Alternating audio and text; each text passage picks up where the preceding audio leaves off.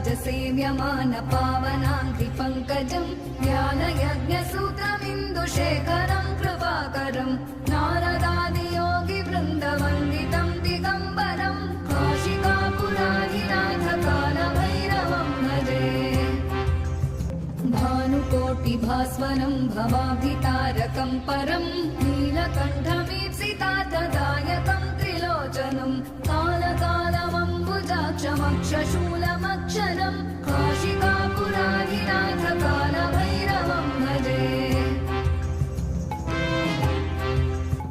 शूलटङ्कपाशदण्डपाणिमादिकारणं श्यामकायमादिदेवमक्षरं निरामयं भीमविक्रमं प्रभुं विचित्रताण्डवप्रियं